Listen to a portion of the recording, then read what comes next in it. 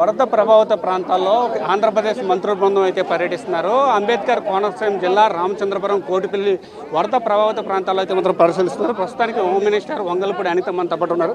Madam చెప్పండి, వరద ప్రభావం ఏ విధంగా ఉంది? మీరు అంటే గత 2 రోజుల నుంచి కూడా పరిశీలిస్తున్నారు. ఎటువంటి పరిస్థితులు ఉన్నాయి? ఎటువంటి సహాయం?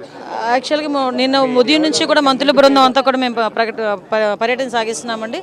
గౌరవ ముఖ్యమంత్రి చంద్రబాబు నాయుడు గారు ఆదేశాల మేరకు ఆయన రావాలి, అసలు యాక్చువల్గా తనే వస్తానన్నారు. కానీ చేరుకున్న ఢిల్లీ షెడ్యూల్ వల్ల అక్కడ నుంచి వెళ్ళే పరిస్థితి, మమ్మల్ని అందరినీ పంపించే పరిస్థితి ఈరోజు కనిపించింది. ఒకటి ఏంటంటే, వీళ్ళందరూ వచ్చిన తర్వాత వీళ్ళందరూ కూడా చాలా ఆనందపడ్డారు. మేము ఇన్ని సంవత్సరాలు ఉన్నాము, ఇన్ని సంవత్సరాల్లోని కూడా ఎప్పుడు కూడా ఇలాంటి సిచ్యువేషన్స్లో నాయకులు వచ్చి మంత్రులు వచ్చి పరామర్శించే పరిస్థితి లేదు. మీరందరూ వచ్చారు, చాలా సంతోషం, మాకు ఒక మంచి జరుగుతుందని భరోసా అయితే మాకు ఉందని చెప్పి వాళ్ళందరూ చెప్పడం ఒక ఎత్తు అయితే, అక్కడ పునరావాస కేంద్రాల్లో సహాయక చర్యలు కానీ, అదేవిధంగా ఏదైతే ఎమ్యునరేషన్ చేయడం కానీ, పంట పొలాలు ఏదైతే దెబ్బతున్నాయో అవన్నీ కూడా ప్రిలిమినరీగా ఇప్పుడు అందరూ కూడా చేయడం జరిగింది. ఇంకొంచెం జాయింట్గా ఎంక్వైరీ చేసుకొని అవన్నీ కూడా సర్వే చేసుకొని ఎంత మేరకు పంట నష్టం జరిగింది, పంట నష్టం ఎలా ఫుల్ఫిల్ చేయాలి, రైతు అన్నవాడు ఇబ్బంది పడకుండా ఎలా చేయాలన్నది ఒక aspect. At the same time ఈ వాటర్ ఏదైతే వస్తున్నాయో ఈ రిజర్వాయర్స్ దగ్గర నుంచి గేట్లు మరమ్మతులు చేయడం కానీ, స్వేజ్ నిర్మాణం కానీ ఇవన్నీ కూడా చేయడానికి ఒక పక్క ప్రణాళికతో ముందుకెళ్తున్నాం. అంటే వాటర్ ఇంకా పెరిగే పరిస్థితులు అయితే మాత్రం కనిపిస్తున్నాయి. దీనికి సంబంధించి అంటే ఎటువంటి అవాంఛనీయ సంఘటనలు జరగకుండా ఎటువంటి జాగ్రత్తలు తీసుకుంటారు? దానికి ఆల్రెడీ కలెక్టర్స్ అందరితో కూడా మేమందరం కూడా, నేను చంద్రబాబు నాయుడు గారు అందరూ కూడా టెలికాన్ఫరెన్స్లో మాట్లాడడం జరిగింది. ఇక్కడ వాటర్ ఇప్పుడు 2nd వార్నింగ్లో ఉంది. ఇక్కడ అయితే 3rd వార్నింగ్ వచ్చేటప్పటికి వాటర్ లెవెల్ పెరుగుతుంది. కాబట్టి ఇక్కడ ఎవరైతే ఉన్నారో ఆ చుట్టుపక్కల ప్రాంతాలందరినీ కూడా రీహాబిలిటేట్ సెంటర్స్కి పంపించడం, అక్కడ వాళ్ళందరికీ కూడా ఫుడ్కి, అకామిడేషన్కి అక్కడ ఇబ్బంది లేకుండా చూసుకోవడం.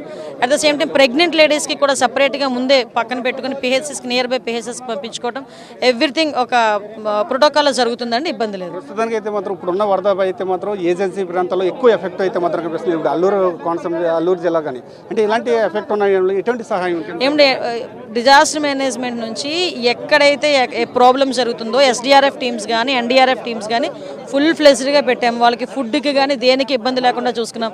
ఏఎస్ఆర్ జిల్లా కలెక్టర్ని కూడా ఈ సందర్భంగా నేను మెచ్చుకోవాలి, కంపల్సరీ ప్రశంసించాలి. ఆయన చాలా బాగా ఇనిషియేషన్స్ తీసుకున్నారు. ఇమ్మీడియట్గా వస్తే కనుక ఆ ముంపు ప్రాంతాలు ఏదైతే ఉన్నాయో వాళ్ళందరినీ వేరే చోటకి చేర్చడం, మనకి మెడికల్ పరంగా కూడా వాళ్ళకి ఎటువంటి ఇబ్బంది లేకుండా చూసుకోవడం, ఫుడ్ కూడా అంత రెడీగా పెట్టుకోవడం అంతా జరిగింది.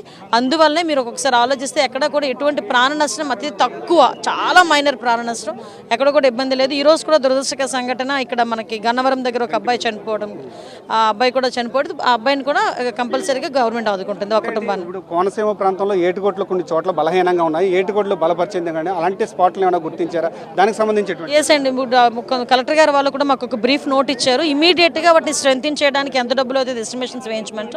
At the same time permanent solution కూడా చూసి వీళ్ళెవరికి కూడా తర్వాత ఇబ్బంది లేకుండా చూసుకోవాలి. ఎందుకంటే ఇది రిపీటెడ్గా జరిగే పరిస్థితులే. ఎందుకంటే గోదావరి ఒడ్డునున్నవి నిజంగా గోదావరమ్మ తల్లి ఒడ్డునుండడం ఎంత అదృష్టమో, ఒక్కోసారి వరదలు వచ్చే టైంలో కొంచెం బాధ అనిపించే పరిస్థితులు కూడా ఇది రెగ్యులర్గా జరిగే పరిస్థితి.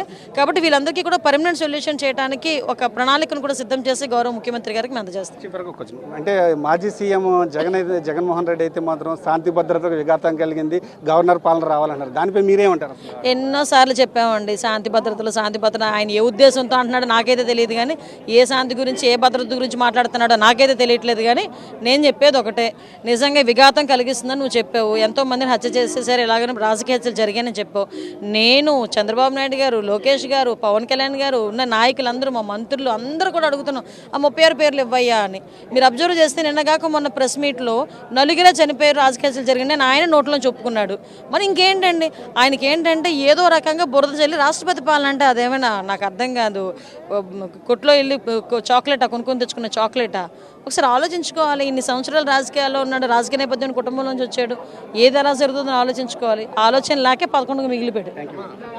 అయితే మాత్రం అయితే అంటే కోనసీమ ప్రాంతంలో ఉన్న అంటే ముప్పు ప్రాంతాల్లో ప్రజలందరినీ కూడా వాళ్ళకి సహాయ చర్యలు అయితే మాత్రం అందించేందుకు అన్ని రకాల ఏర్పాట్లు అయితే మాత్రం చేస్తున్నామని చెప్పి అయితే మంత్రి అనిత అయితే మాత్రం చెప్తున్నారు. ఇది ఇక్కడ పరిస్థితి. కెమెరా పర్సన్ చైతన్యతో సతీష్, 10 టీవీ, కోనసీమ ప్రాంతం నుండి.